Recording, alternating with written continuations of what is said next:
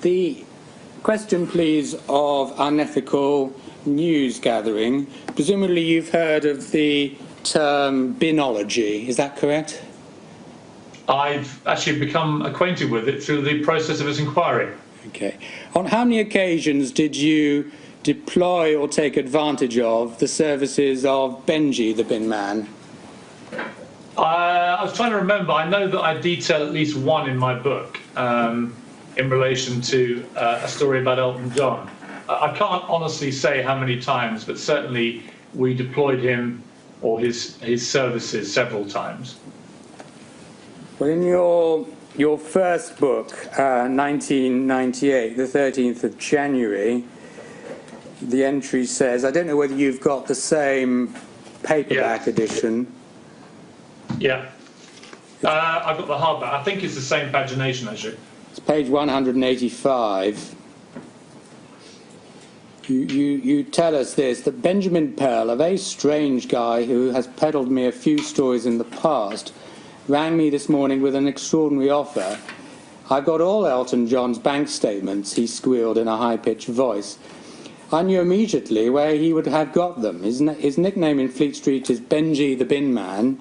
He goes around nicking rubbish from outside celebrities' houses or the offices of their lawyers and accountants. Loads of papers buy his stuff, despite the seriously unethical way he acquires it. And then I paraphrase, he turned up with sackfuls of Elton's documents, including the bank statements. Did you have any qualms about that, Mr. Morgan? Yeah, slightly. I mean, it clearly is, a strange thing to be doing. Benji the Bin Man used to live in a house that had hundreds, if not thousands, of rubbish bins. I mean, he lived in a sea of rubbish bins. It's a very unusual way to lead your life. Did I think he was doing anything illegal? No.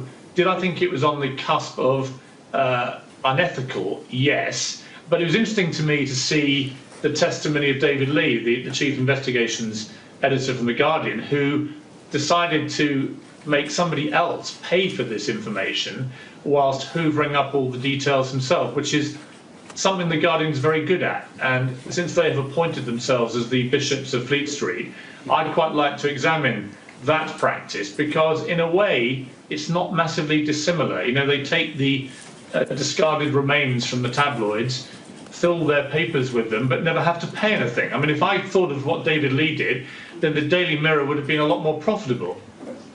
Well, Mr. Morgan, we're not asking questions of Mr. Lee at the moment. We're, I'm afraid, asking questions of you. Your book makes it clear that you use this exact language, despite the seriously unethical way he acquires it. So not just on the cusp, is it, of unethical behaviour, it's well on the wrong side of the line. Would you agree? I don't know, actually, because if you throw something away, you're discarding it. And so you clearly have no more use for it, and it's going to go off to a rubbish tip where everyone knows people can walk down to rubbish tips and help themselves. Yes. So it's I'm not sure they can, actually, Mr. Morgan. I'm not sure they can, but you could get some legal advice about that. You can't go to rubbish tips? No, I don't think you can, Mr. Morgan. I think that the property in the discarded rubbish probably belongs to the local authority once it's on their tip. But are you seriously suggesting that the person who's thrown away rubbish, in this case Mr. Elton John, has any expectation that it might end up in the hands of a journalist?